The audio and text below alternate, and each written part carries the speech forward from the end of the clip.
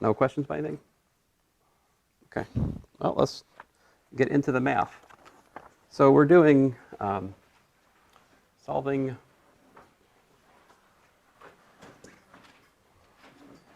one equation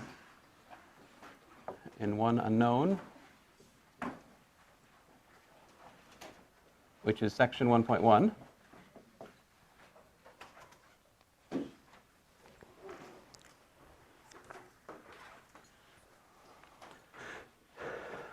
So how do we do this? What are the tools at our disposal, right? Basically arithmetic. So let's look at an example.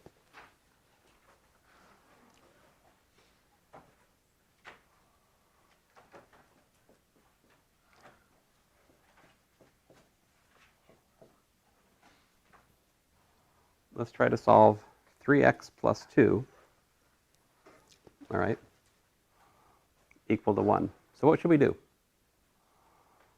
What's the overriding strategy for these kind of problems? Get x by itself, right. Isolate x, right? This is the goal, right?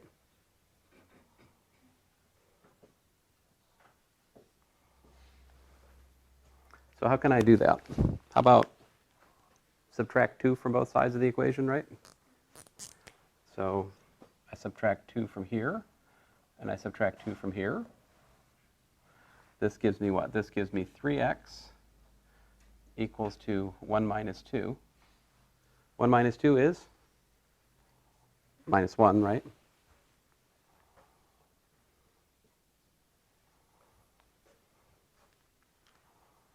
So let me rewrite it again.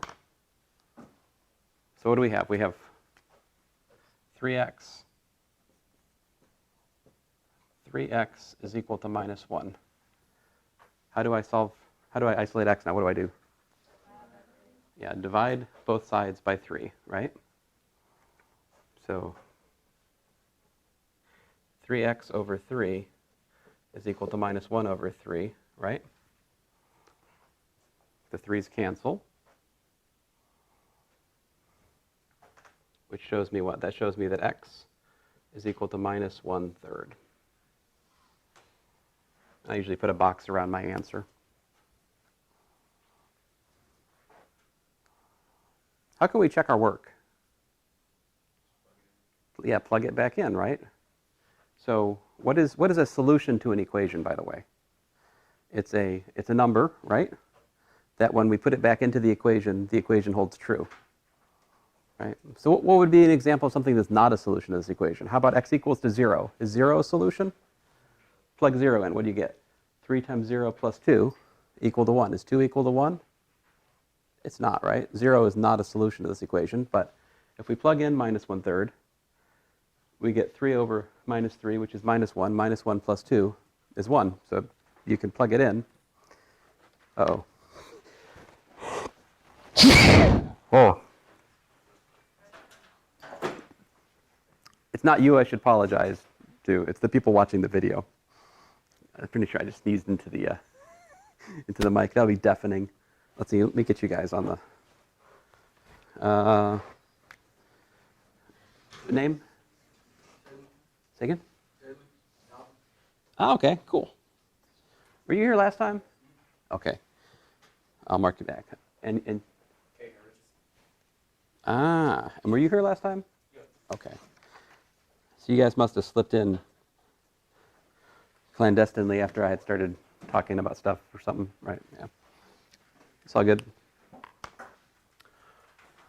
right, any questions about example 1?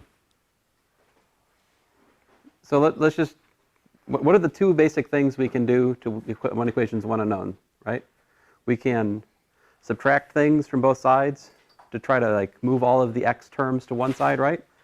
And we can also divide the equation by a number to make the x just appear as just an x, right? Those are basically the two things. Example 2, let's suppose we have 3x plus 2 equal to 7x minus 4. Again, solve.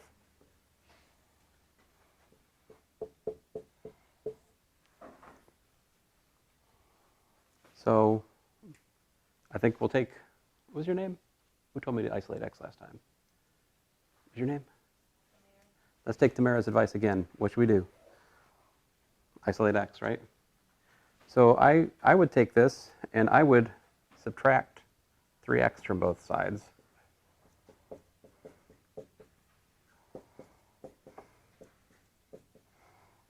And that would give me what? That gives me 2. What's 7 minus 3? 7 minus 3 is 4, right? So I have 4x minus 4. What's next? Add 4 to both sides, right? So then 2 plus 4 is equal to 4x minus 4 plus 4.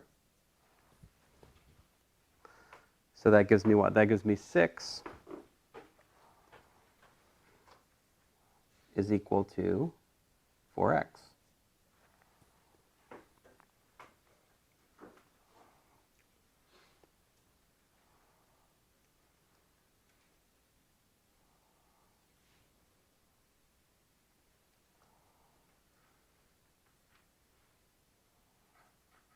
Now what do I do? Divide by 4. Yeah. So now you got to be careful how you write things, but I think I can do this here just fine. So divide both sides by 4, and then that tells me that x is equal to 6 over 4, right?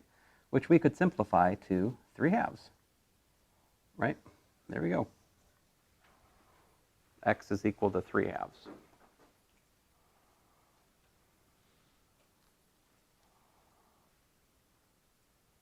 Any questions?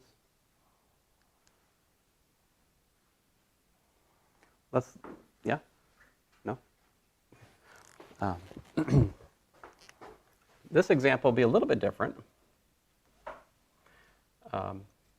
Is x equals to 2 a solution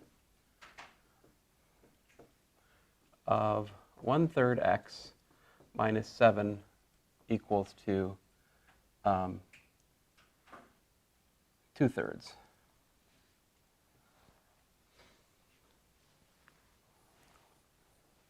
So how do we decide whether or not something is a solution, right? We try to plug it in and see if it works, right?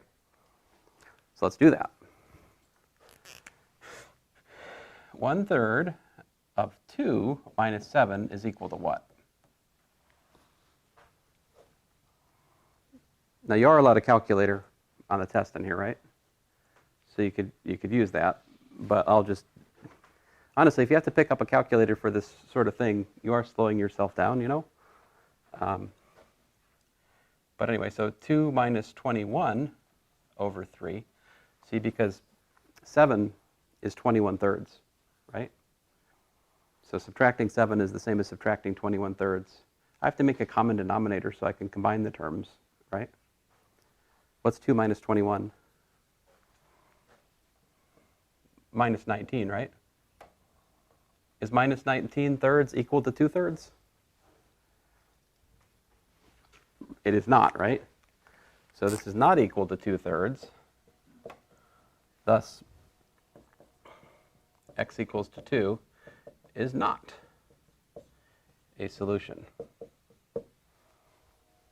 Oh, I should warn you, this is a shorthand I like to use. This just is short for solution, right?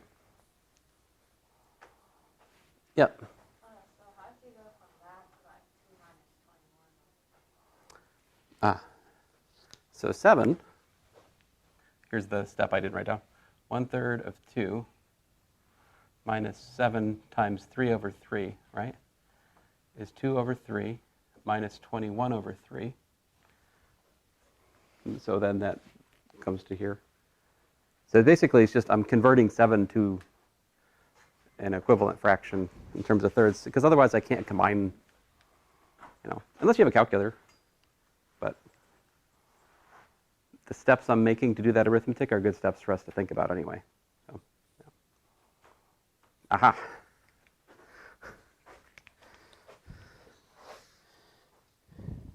What's your name? Isaiah. Let's see here.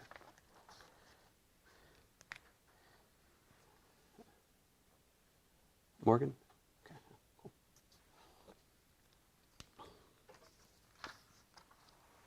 Any questions? Okay. Let's work another one.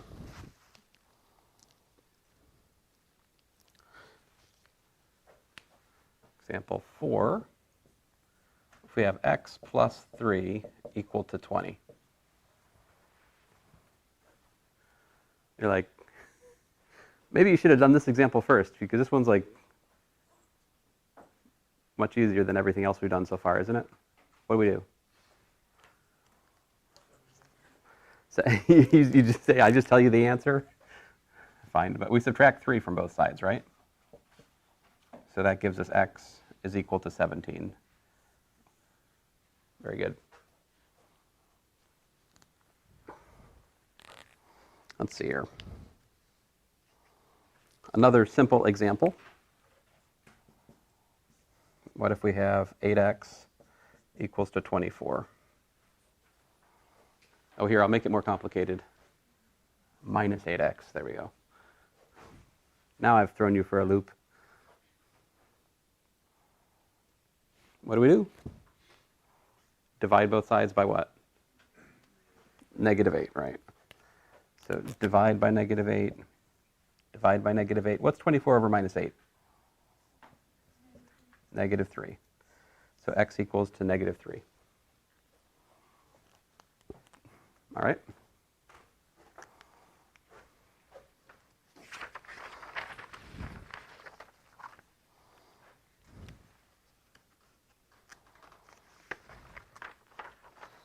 Let's work something a little bit slightly uglier.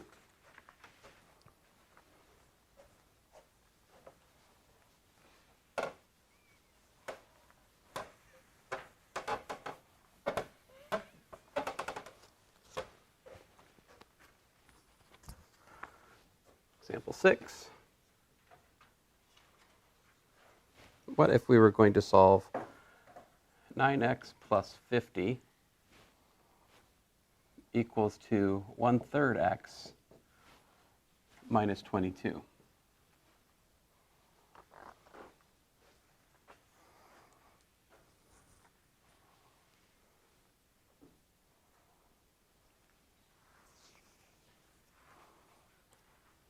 What should you do when there's a fraction in the problem? You can just kind of like approach it directly, right? And try to isolate x and just do the arithmetic. So we can do that. So this shows me that 9x minus 1/3 x, right, is equal to minus 22 minus 50.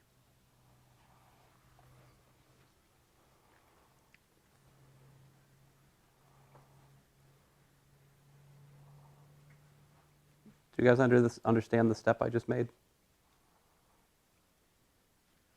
I haven't done that much at once in a step thus far today. So like if I was to write that out, it would be about 2 lines, right? I subtract the x term to the other side, I subtract another number term to the other side. But I think we can follow this step, and sometimes writing a little bit less and thinking a little bit more will get you better results, actually. I used to write every single possible step. And then I had a friend who would write a lot less but think more, and he was able to achieve a lot more algebraically. I learned from him that there's a balance between writing and thinking, you know? You have to find the right balance for yourself. But see, now this is troubling, right? Because how do you do 9x minus 1/3 x? Well, we can factor x out here, right? We can factor x out using the distributive property. Minus 22 minus 50, that's minus 72, right? What's 9 minus 1/3?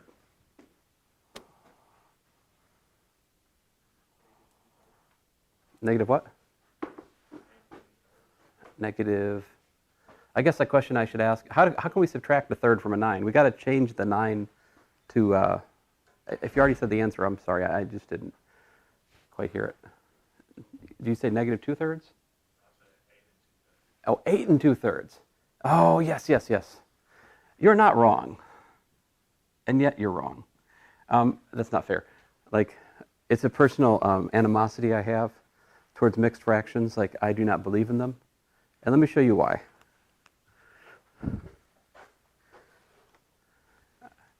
Now, this is not your fault. This is taught in all of the elementary schools and all of like the high school. All math teachers teach this mixed fraction stuff, right?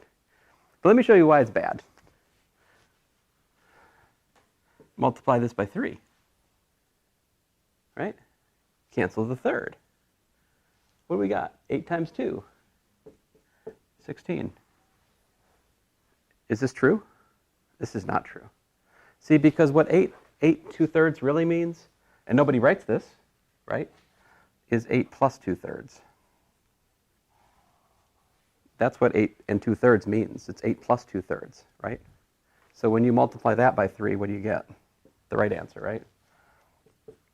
3 times 8 plus 2 plus 3 times 2/3, which is what? 24 plus 2, which is 26.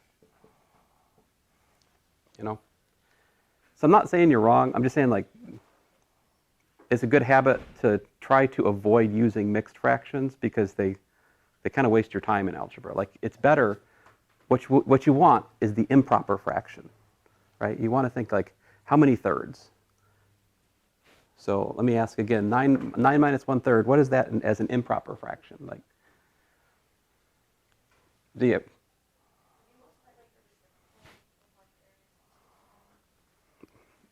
So when I multiply first of all, I need to do something. This is bad math. So like, I'm not saying do this. This is incorrect. Okay? It's a cautionary tale. Yeah? 3/3. All right, let me, I think I'm losing some of you. Let me restate the question. 9 minus 1/3 is, let me just redo it. Let me just go ahead and do it. 9 minus 1/3 is what? 9 times 3 over 3, which is what? 27 thirds, right? 9 is 27 thirds. 27 thirds minus 1/3. This is 26 thirds, yeah. That's really what you want to put in the parentheses up here, right? What we have is that 26 over 3 times x is equal to minus 72.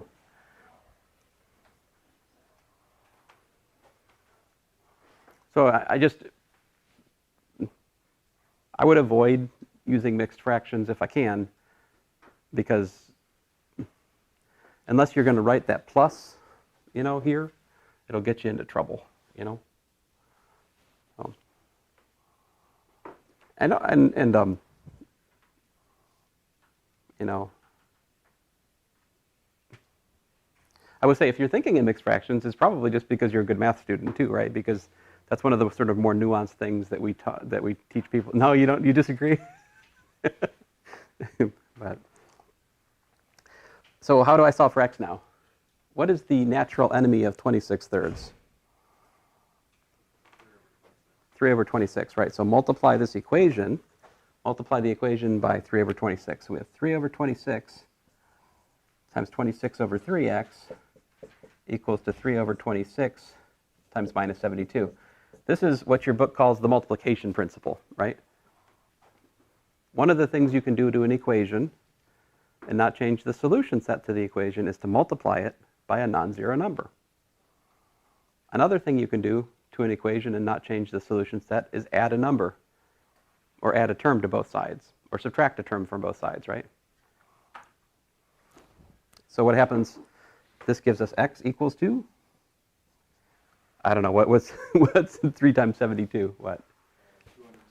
216. So I have minus 216 over 26. Now that might simplify a little bit. I think it's minus 108 over 13. But honestly, folks, like, so like on a test, am I going to take off points if you give me the answer as minus 216 over 26 and be like, no, you should have simplified it. It's 108 over 13. What's wrong with you people? Like, no, I would not do that. I would not take off points at all. I don't really expect you to simplify fractions. The point here is to do the algebra. Like, this is just an extra step. That's just kind of, what's the word? I don't know. Making things prettier, whatever that's called, you know? So. Let's do another example. So fractions. I know fractions are a problem, right? Fractions are always a problem. Let's work another one with fractions. Example 7, we have minus 7/3 x plus 1/3 x equals to 10.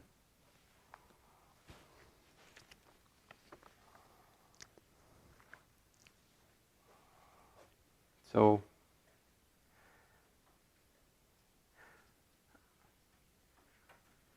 let me go a different way this time. So the last time I just dealt with the problem as it was stated, right? There's another way you could have approached it though, which is to, when you see fractions, just take the equation and multiply it by the number that clears out all the fractions. And if you did that, then you could solve the rest of the problem just using whole numbers, which would tend to be easier, right? So this one, if I want to get rid of all the fractions, what do? Just do, what? Yeah, times it by 3. Exactly, just multiply by 3. So if we multiply this by 3, the parentheses are important, right? Because the 3 has to multiply both terms, not just one or the other, right?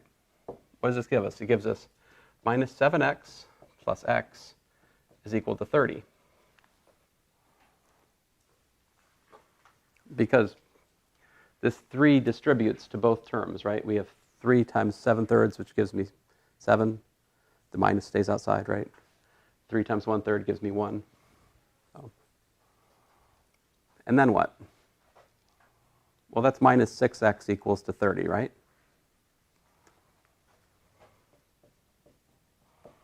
And then, so we've isolated the term with x. Now we just need to do what? How about divide by what? Yeah, divide by negative 6. And what's that give us? That gives us x is equal to minus 5.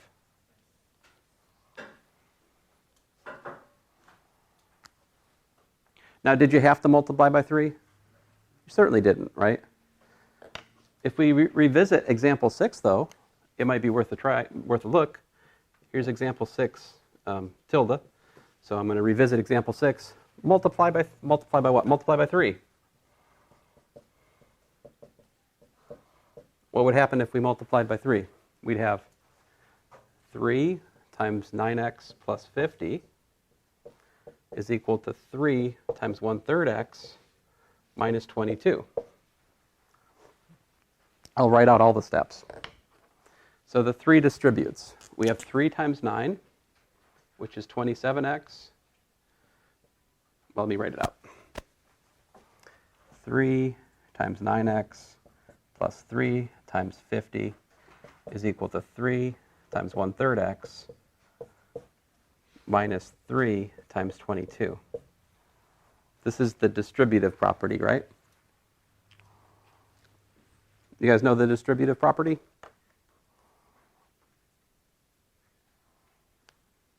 Okay. I think you do.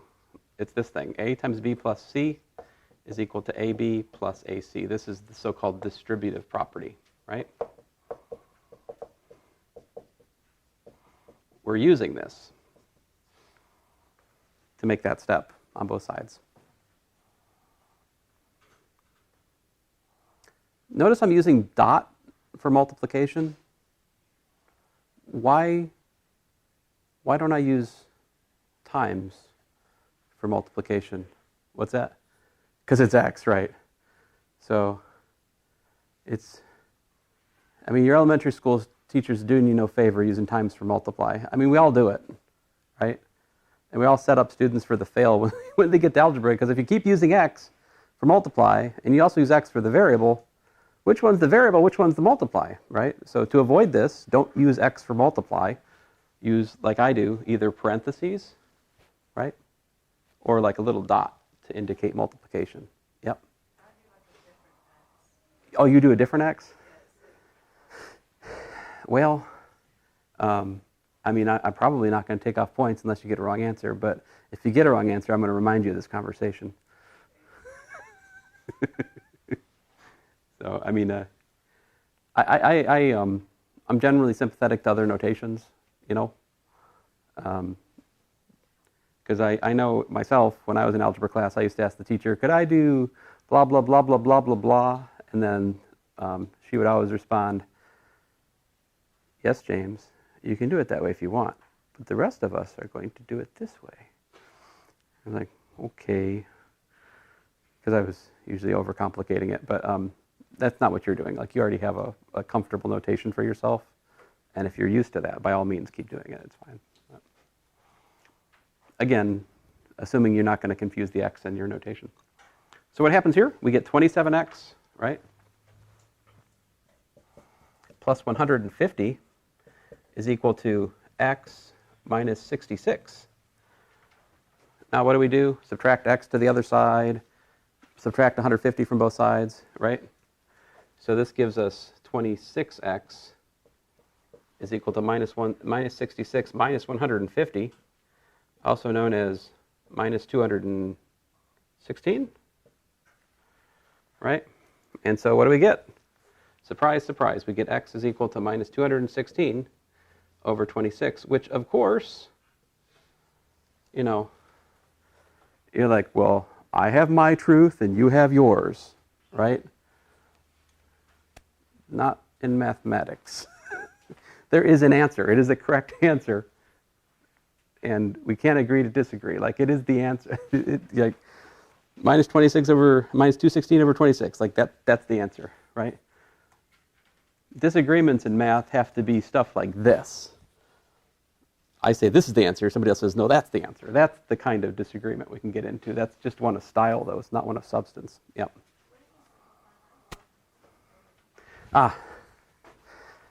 We could. So indeed, this is minus 108 over 13. But my point to you is that's the same answer. So I think that's as far as I can go, though. Because like 13 is prime, and it's not one of the factors of 108. So 108 is like 4 times 27, I think. Anyway. Questions? So what do you guys think? Was it smarter to multiply by 3 at the start, or to just deal with the fraction math?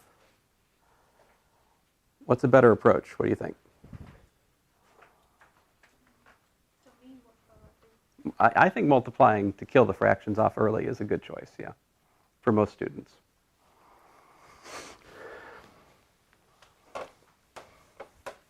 But I'm not going to say you have to do it one way or the other. I give you choices. See here, example 8. How about this? 1/3 times x plus 2 plus 1/7 times x is equal to 2/3 minus 3/7. Solve this problem. Now, multiplying by 3 was the secret sauce for the last problem, right? But this one's also got a 7. So what should you do if you've got like different factors?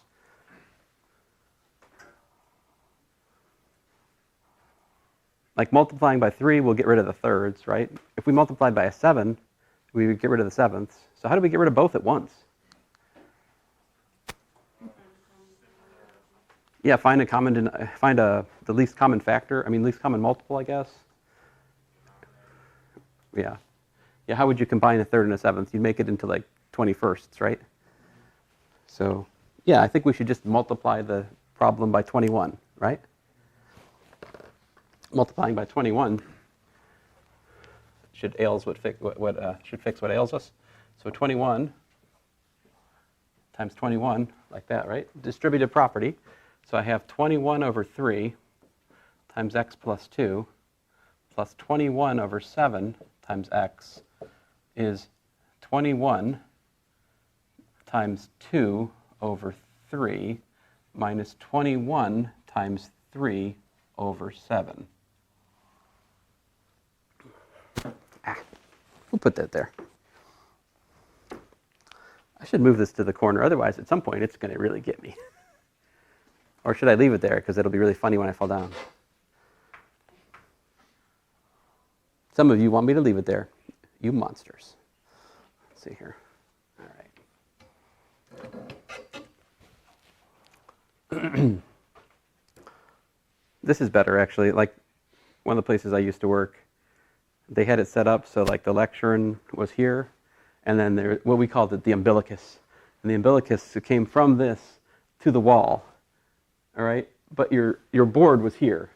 So like the whole lecture, you're walking back and forth over this giant tube of wires. You can see how at some point or another in the semester, you're going to fall on your face as you trip on the umbilicus. But it actually never happened. It's kind of disappointing from a certain perspective. If you care more about comedy than my health, but it's up to you. So 21 over 3 is what? It's 7. 21 over 7 is 3, right? So moving along here, we've got 7 times x plus 2 plus 3x. How's this go over here? I've got 42 minus, oh, I'm sorry, I can't do math. Help me out. What's 21 over 3? It's what? 7, right? 7 times 2? 14. So this first one is 14. And that one? 21 over 7 is what? 21 over 7 is 3. 3 times 3 is 9. So we have minus 9 over here. And so that's 5, right? Now, okay, what do I still have an isolated x, right? So I need to do the distributive property again, right? This is going to give me 7x plus 14 plus 3x equals to 5.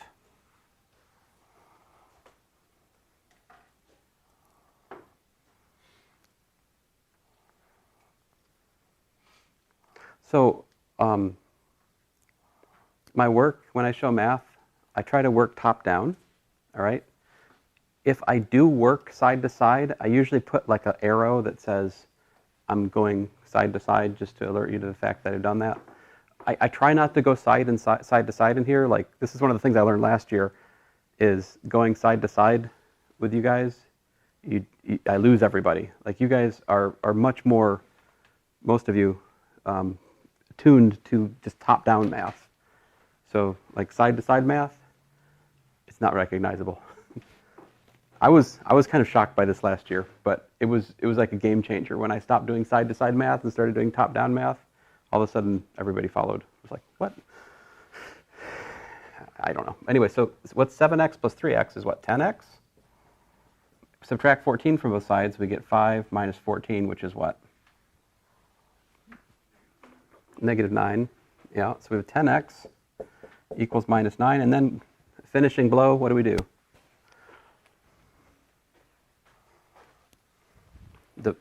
Divide by 10. Yeah. So we've got x is equal to minus 9/10.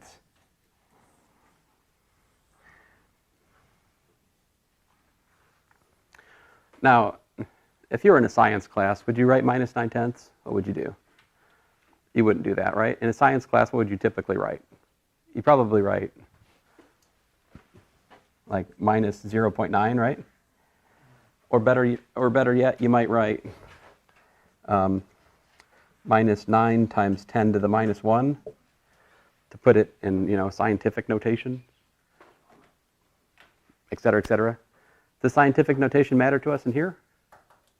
Not a bit, pretty much not a bit. Even the word problems, which ones we do, I will never get into scientific, like significant figures is not an issue for us in here, not even a little. Well, getting the right answer is significant, But like the significant figures that scientists care about, that's not something we do in here. All right. Would you like me to do another example involving parentheses? I think that would be healthy for us to do one more.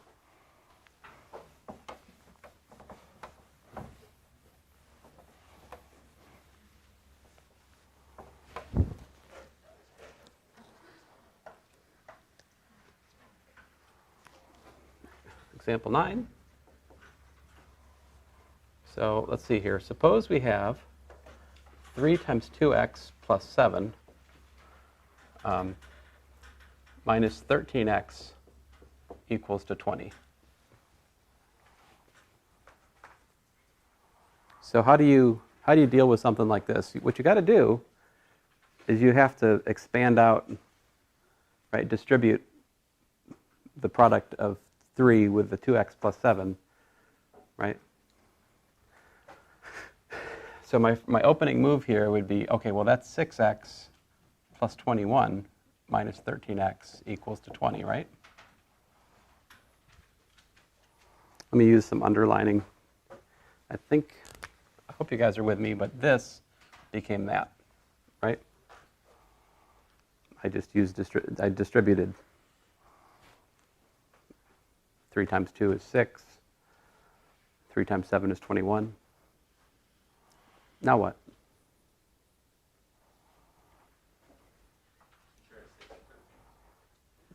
Okay, yeah, combine the 6 and 13. So 6 minus 13 is what? Negative 7x is equal to 20 minus 21, right? So I consolidated the x terms on the left-hand side, and then I subtracted 21 from both sides. We good? Okay. Of course, 20 minus 21 is otherwise known as minus 1, right? And so we've got minus 7x is equal to minus 1. And so I just need to do what? Divide both sides by negative 7, right? So x is equal to 1/7. There you go.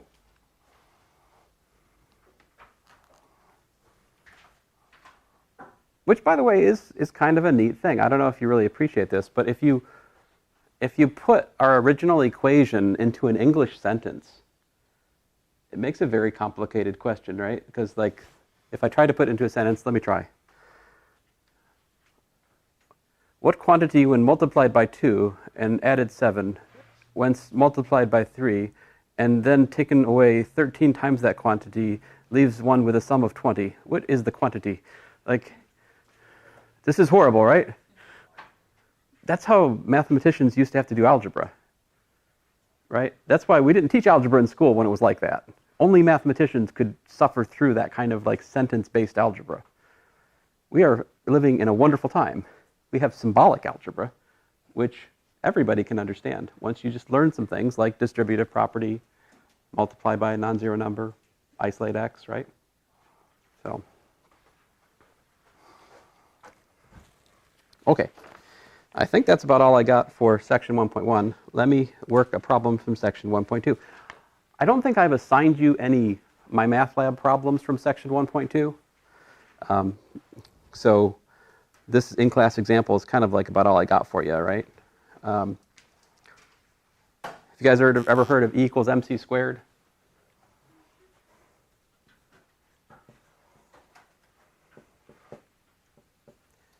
So E equals mc squared, of course, is the famous energy mass conversion that Einstein found, right?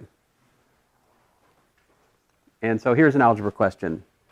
Solve for m. Solve for m.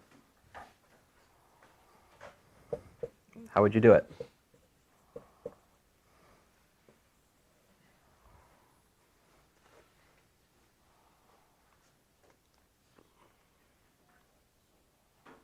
To solve for m, I take E over c squared is equal to mc squared over c squared. What's that give me?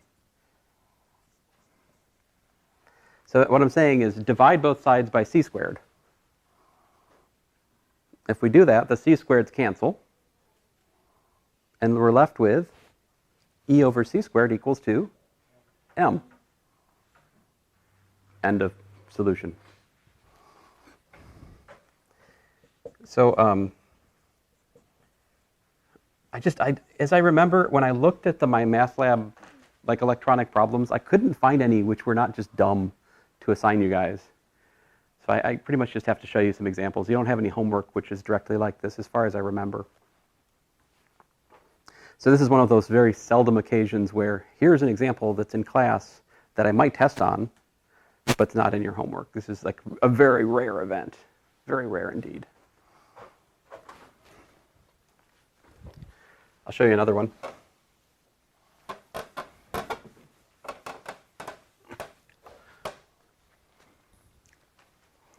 How about this? You know that the circumference of a circle is equal to 2 pi times the radius, right? Solve for r. What would it give you?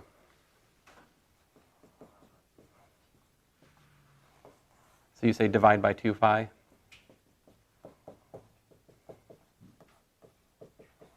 So that tells me what? That tells me that r is equal to c over 2 pi, right?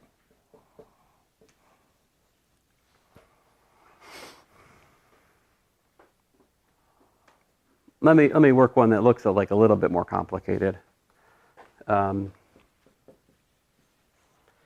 PV equals to nRT. Have you ever seen this something? What's this? Do you guys know this? Remember this from your high school chemistry course, maybe? Or middle school general science course? Or physics course? I don't know. Anyway, this is the ideal gas law. The pressure times the volume is equal to the number of particles times, I forget what that stupid thing's called, Boyle's gas law constant. I forget what the name of the stupid thing is. It's a constant. And then T is temperature. So this is the equation that governs pressure, volume, and temperature, and the number of particles in an ideal gas, right? And so there's tons of questions you could ask here. I'll let you guys pick. What should we solve for? Solve for what? So I'll solve for n? All right, I'll take it. So what do we get? We have, how do we solve for n? Divide by RT, right? PV divided by RT is equal to nRT divided by RT. So the RT's cancel, and we're left with n. So therefore, n is equal to PV over RT.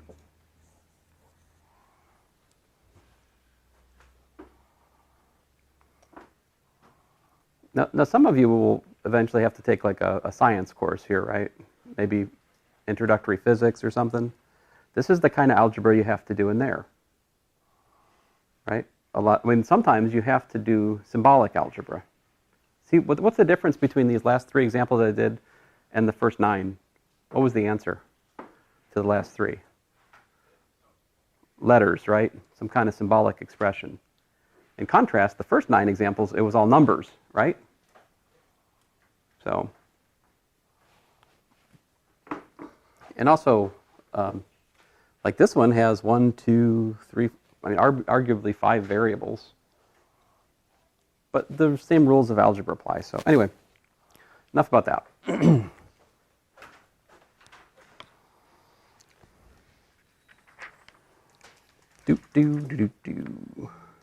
So next up,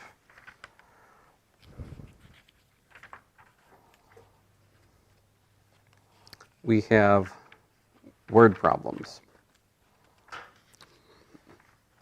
So I don't tend to focus much on word problems, but I need to work a couple for you, all right? So let me see if I can, trying to find a good one to write up on the board. Let's see here. Here's a good one. Mostly good because it doesn't require me to write much for the statement of it. Let's see here.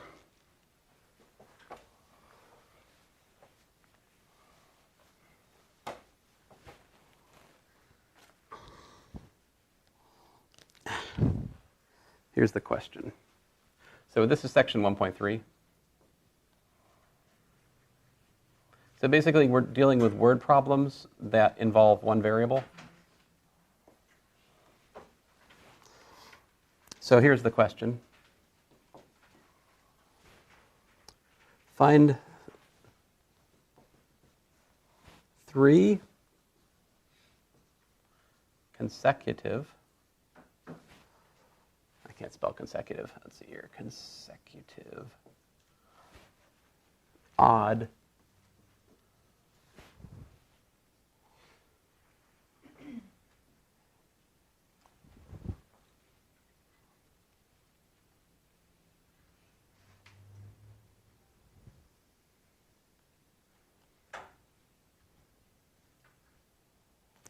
three consecutive odd integers such that the sum of the first 2 times the second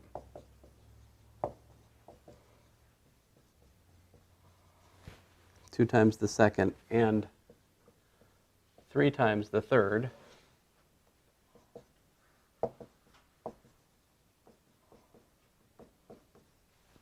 is 70.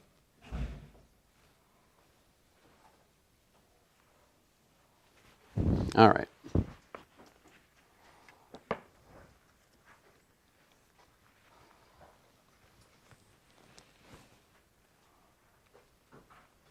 So how would we work a problem like this?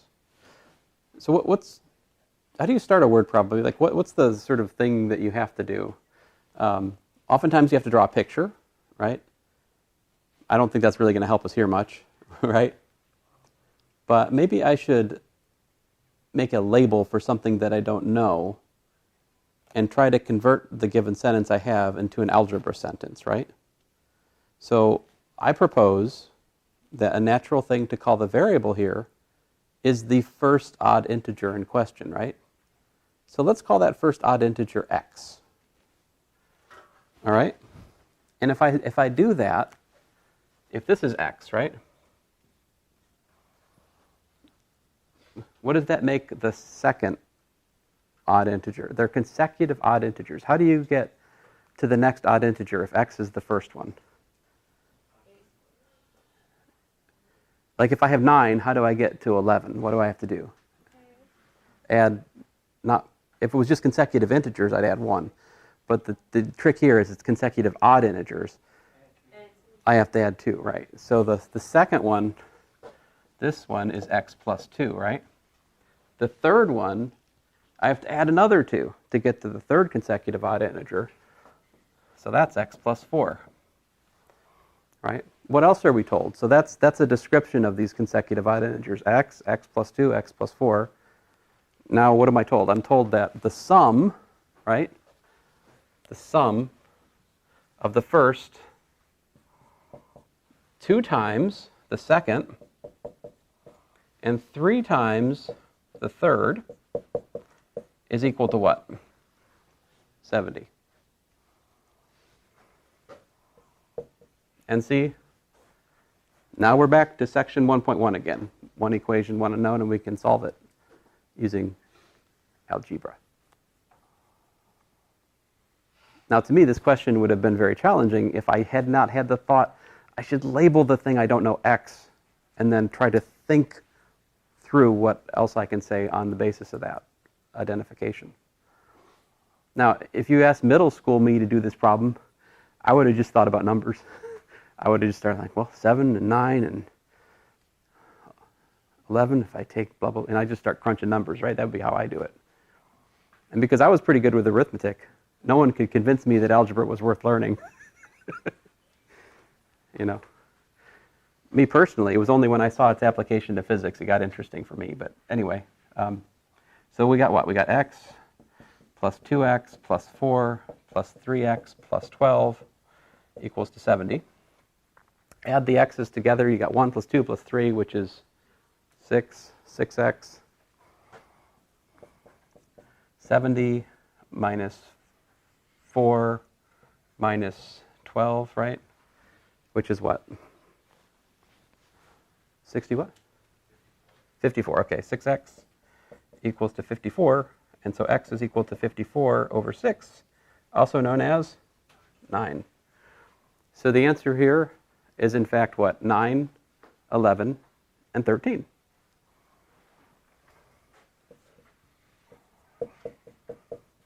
So the answer in this case is not a single number, right? Because this is a word problem, and the answer is actually this triple of things, right?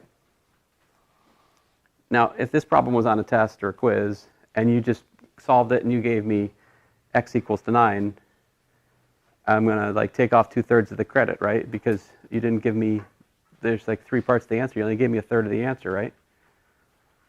No, of course not. I'm not a monster. If you get 9 and you just forget to list 11 and 3, I'm still going to give you like 80% partial credit because your heart was in the right place. You just forgot to finish the thought and write the rest of the answer down, right? But that is the answer.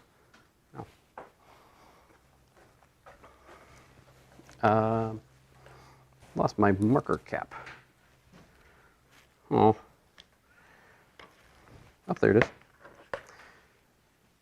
Here, let's work another one.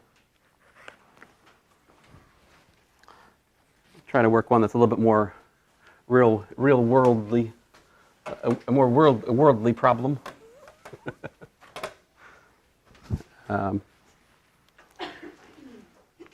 Let's see here.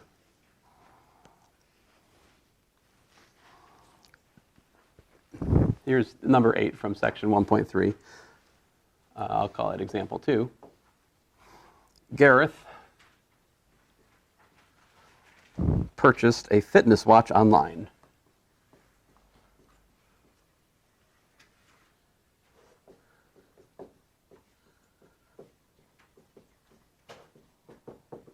All right. For $64.15. This amount includes 7% sales tax. Stupid Amazon. What was the price of the watch itself? What was the price of the watch before government theft? All right, what was the price of watch itself? In other words, so how are we gonna work this problem out?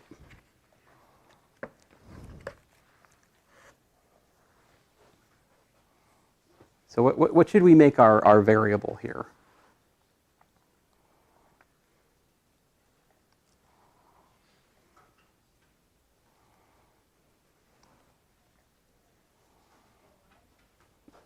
The price of the watch, you think? Or I think maybe that. I would call the price of the watch X. So how do you calculate 7% sales tax? Like, how does that work? What do you have to multiply the price by to get the actual cost? For example, if I'm buying something that costs $1 and there's 7% sales tax, how much do I have to pay? $1.07, right? You're like $1.06? Oh, okay. I mean, everybody puts 99 cents, right? Because then you're like, well, it's less than $1. I mean, stores are still doing it. They must think it works. I don't know. There's something like that 1999 versus the 20.00. It does. I'm ashamed to admit it works on me a little bit. So $1.07, right? So that's 1.07 times $1, right? So the equation we should look at is 1.07 times x is equal to the cost, right? So 1.07 times x is equal to our 64.15. How do we solve for x? Yeah, get it by itself. To do that, we divide by 1.07, right? So x is equal to 64.15 divided by 1.07. And of course, x is going to be in dollars here, right?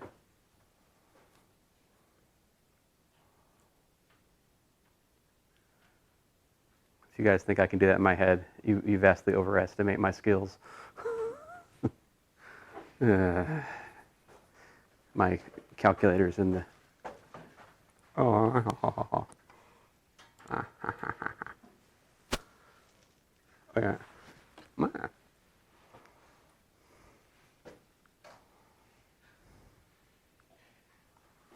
64.15 divided by 107.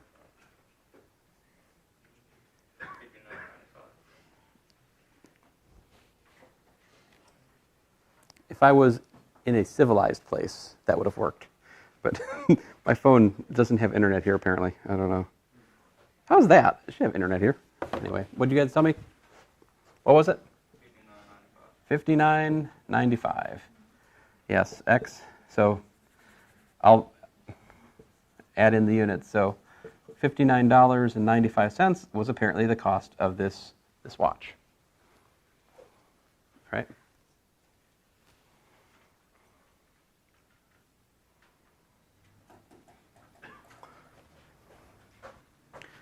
You have a fence. All right? And the fence is, you're fencing in some sheep, let's say. And it's a rectangular pen, right? Such that the length is twice the width. And the perimeter is 100 feet. Give the dimensions of the pen.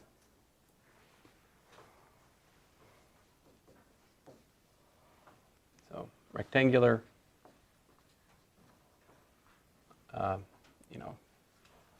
sheep pen with length twice as long as width. If perimeter, well, let's say it a different way. Usually a word problem won't say perimeter. The word problem would say if 100 feet of fence are used. All right. If 100 feet of fence is used to make the pen,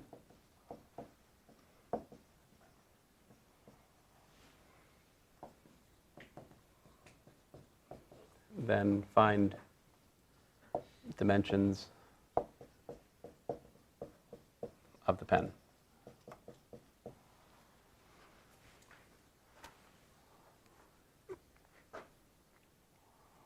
So dimensions, that just means find the length and the width, right?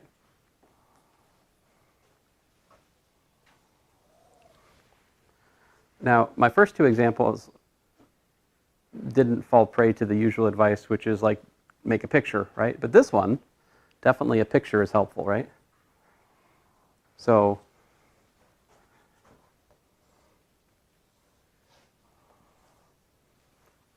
it's rectangular, you know.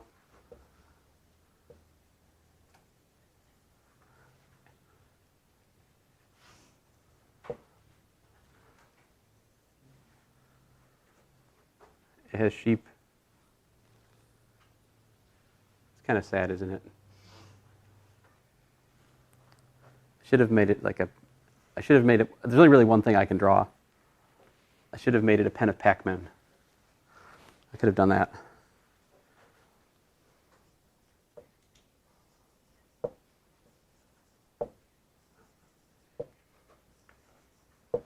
There, that's better.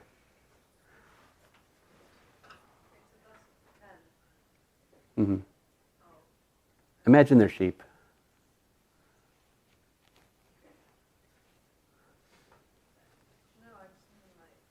Oh, a pen is like a dog pen sometimes, or